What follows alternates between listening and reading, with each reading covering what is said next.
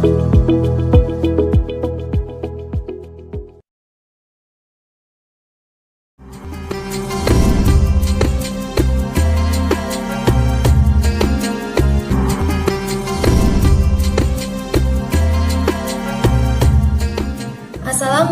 warahmatullahi wabarakatuh. Perkenalkan, nama saya Nurmaliza Febrianti, mahasiswa Universitas Islam Negeri Mahmud Yunus Batu Sangkar, Fakultas Ekonomi dan Bisnis Islam, jurusan Perbankan Syariah, tahun ajaran 2021-2022. Saya akan menjelaskan materi tentang puasa.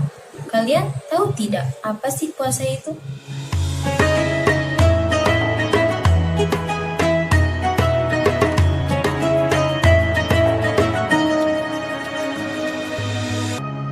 Sebelum kita mengkaji lebih jauh materi tentang puasa, lebih dahulu kita akan mempelajari pengertian puasa, baik itu menurut bahasa ataupun menurut istilah.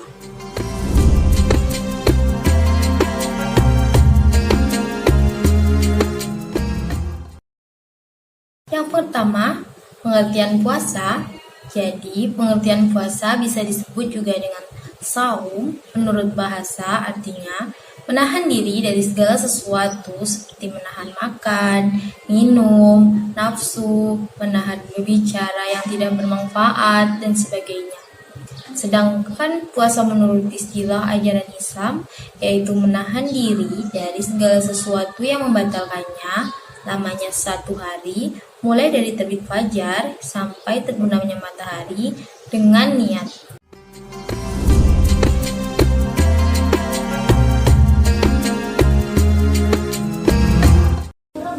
Sekarang kita akan membahas tentang macam-macam puasa. Macam-macam puasa terdiri dari 4 macam loh.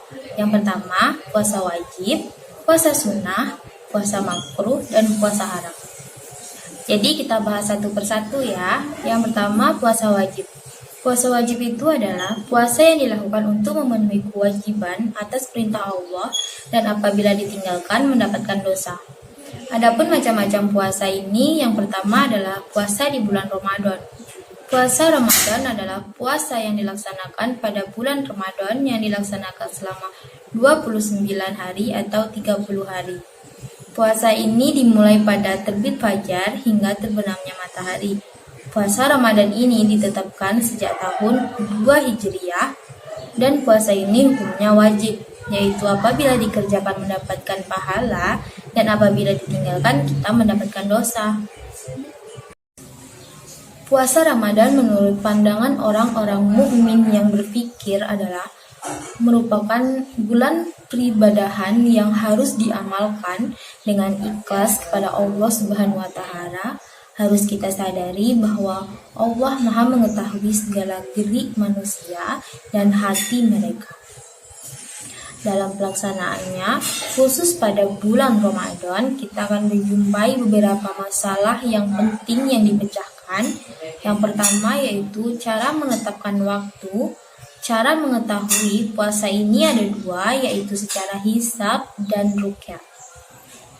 Ruqyat adalah suatu cara untuk menetapkan awal-awal bulan Ramadan dengan cara melihat dengan panca indera mata timbulnya atau munculnya bulan sabit, dan bila udara mendung atau cuaca buruk sehingga bulan tidak bisa dilihat, maka hendaknya menggunakan istiqmal, yaitu menyempurnakan bulan Sya'ban menjadi 30 hari.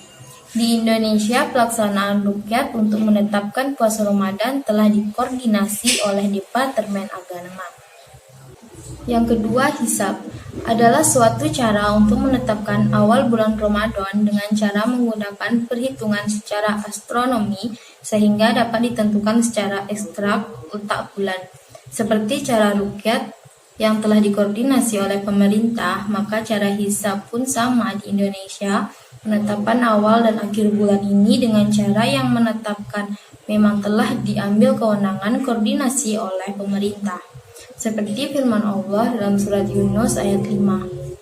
Nanti kita akan bahas lagi pada ketetapan hilal pada bulan Ramadan.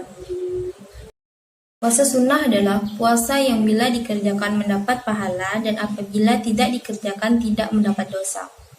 Adapun macam-macam puasa sunnah yang pertama adalah puasa 6 hari pada bulan Syawal. Disunahkan bagi mereka yang telah menyelesaikan puasa Ramadan untuk mengikutinya dengan puasa 6 hari pada bulan Syawal. Laksanaannya tidak mesti berurutan, boleh kapan saja selama masih pada bulan Syawal. Karena puasa 6 hari pada bulan Syawal ini sama dengan puasa setahun lamanya. Akan tetapi diharamkan pada tanggal 1 Syawal karena ada hari raya Idul Fitri. Yang kedua adalah puasa Arafah. Orang yang tidak melaksanakan ibadah haji disunatkan untuk melaksanakan puasa pada tanggal 9 Zulhijjah atau yang sering disebut dengan puasa Arafah. Disebut puasa Arafah karena pada hari itu jamaah haji sedang melakukan wukuf di padang Arafah. Melakukan wukuf di padang Arafah, sedangkan untuk orang yang sedang melakukan ibadah haji sebaiknya tidak berpuasa.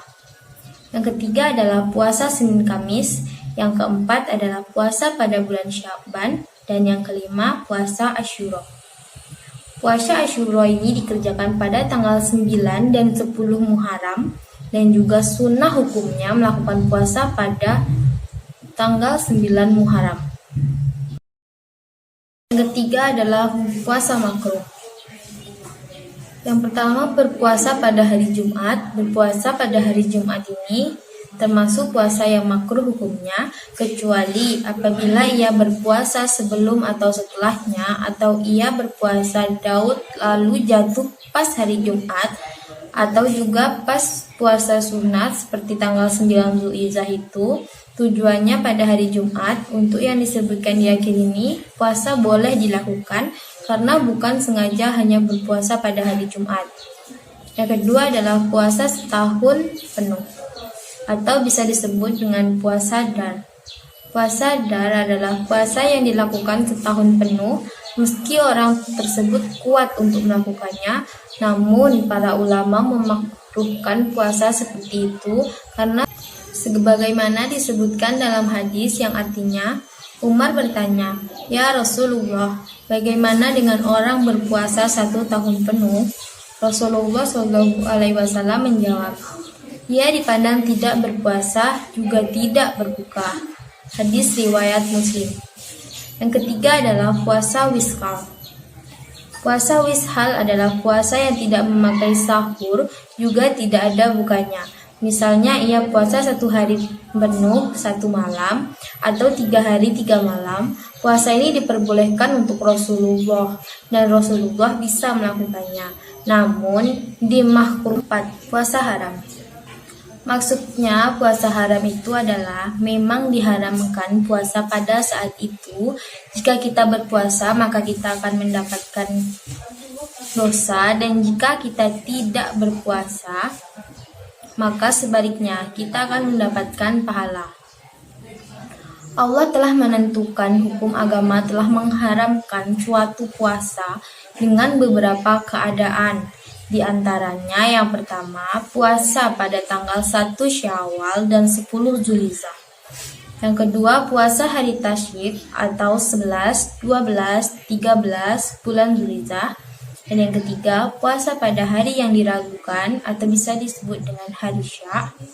Apabila seseorang melakukan puasa sebelum bulan Ramadan 1 atau 2 hari dengan maksud untuk hati-hati takut Ramadan terjadi pada hari itu, maka puasa demikian disebut dengan puasa ragu-ragu, dan para ulama sepakat bahwa hukumnya adalah haram.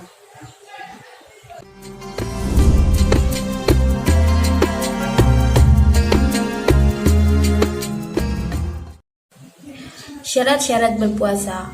Syarat wajib berpuasa itu yang pertama adalah beragama Islam, balik dan berakal, dan yang ketiga suci dari haid dan nifas. Ini tentu untuk bagi wanita.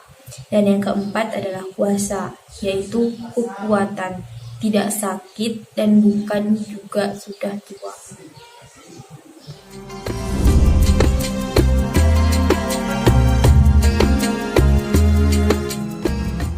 Sekarang kita membahas tentang rukun-rukun puasa.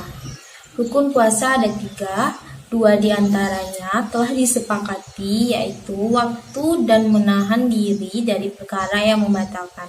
Sedangkan rukun satu lainnya masih diperselisihkan, yaitu niat. Jadi kita bahas tentang yang pertama, waktu.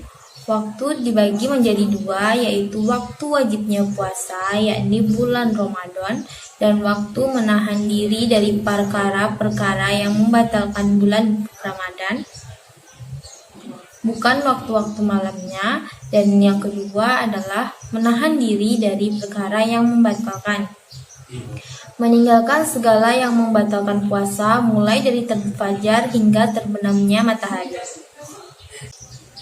Adapun hal-hal yang membatalkan puasa diantaranya adalah yang pertama, memasukkan sesuatu ke dalam lubang rongga badan dengan sengaja, dan yang kedua, muntah dengan sengaja, ketiga, haid dan nifas, yang keempat, jima pada siang hari dengan sengaja, yang kelima, gila walau sebentar, dan yang keenam, mabuk atau pingsan sepanjang hari. Yang ketujuh, murtad. Di samping itu ada keringanan loh yang diberikan oleh Islam kepada umat muslim untuk tidak berpuasa, yaitu mencakup dua golongan. Yang golongan pertama adalah boleh meninggalkan puasa tetapi wajib mengqadha. Yang termasuk dalam golongan ini yaitu A. Orang yang sedang sakit dan sakitnya akan memberikan mudarat baginya apabila mengerjakan puasa. Yang B. Orang yang berpergian jauh atau mufasir sedikitnya dengan jauh 81 km. Yang C. Orang yang hamil dan dikhawatirkan akan mudarat baginya dan kandungannya. Yang D. Orang yang sedang menyusui anak yang dapat mengkhawatirkan mudaratkan baginya dan anaknya. E. Orang yang sedang haid, melahirkan atau nifas. Yang kedua adalah golongan orang-orang yang tidak wajib qadha namun wajib membayar fidyah. Yang pertama adalah orang yang sakit dan tidak ada harapan untuk sembuh. Yang kedua adalah orang yang lemah karena tua, yaitu memberi makanan kepada fakir miskin sebanyak hari yang telah ditinggalkan puasanya 1 hari 1 mud, atau bisa setara dengan 576 gram berupa makanan pokok. 3. Niat yaitu menyengaja puasa Ramadan setelah terbenam matahari hingga sebelum fajar shadiq. Artinya pada malam harinya dalam hati telah tergetar berniat bahwa besok harinya akan mengerjakan puasa Ramadan.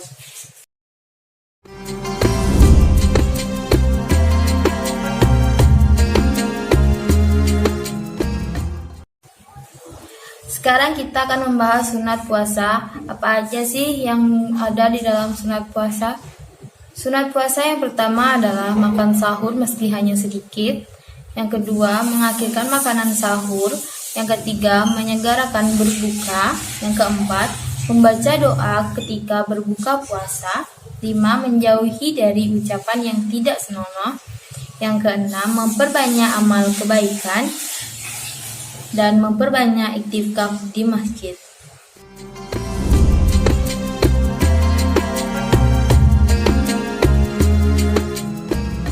Selanjutnya, ketetapan hilal pada bulan Ramadan ditetapkan dengan cara yang pertama, penglihatan mata atau bisa disebut dengan ruqyah. Seperti yang kita bahas sebelumnya, cara menetapkan awal bulan Qomariyah dengan jalan melihat atau menyaksikan dengan mata lahir muncullah bulan sabit atau disebut dengan hilal beberapa derajat di ufuk barat. Yang B, syia, ketenaran.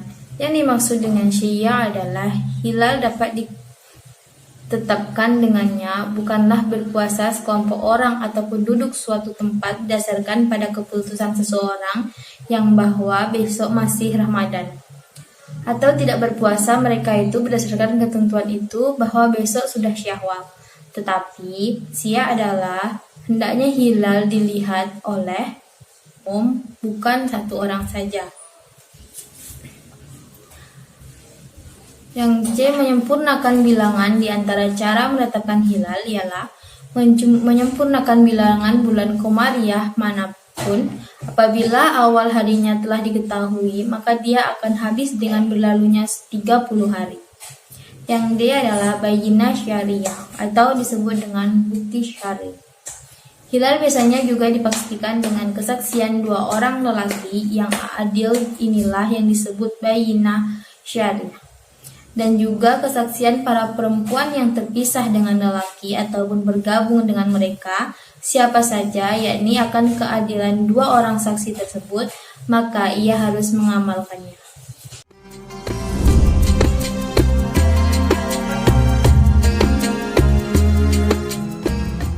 Adapun hikmah dari berpuasa yaitu yang pertama, bertakwa dan mendekatkan diri kepada Allah. Takwa adalah meninggalkan keharaman. Dalam firman Allah Quran Surat Al-Baqarah ayat 183. Yang kedua, puasa adalah serupa dengan revolusi jiwa untuk merombak cara dan kebiasaan yang diinginkan oleh manusia itu, sehingga mereka berbakti pada keinginannya dan nafasnya itu berkuasa padanya. Yang ketiga adalah puasa menunjukkan pentingnya seseorang merasakan pedihnya lapar maupun tidak dibolehkan mengerjakan sesuatu sehingga tertimpa pada dirinya dengan suatu kemiskinan atau hajatnya tidak terlaksana dengan sendirinya, lalu bisa merasakan keadaan orang lain. Bahkan berusaha untuk membantu mereka yang berkepentingan dalam hidup ini. Yang keempat adalah puasa dapat menyehatkan tubuh kita. Manfaat puasa bagi kesehatan yang pertama, puasa membersihkan tubuh dari sisa metabolisme. Saat berpuasa, tubuh akan mengurangkan zat-zat makanan yang tersimpan. Bagian pertama tubuh yang mengalami perbaikan adalah jaringan yang sedang lemah atau sakit.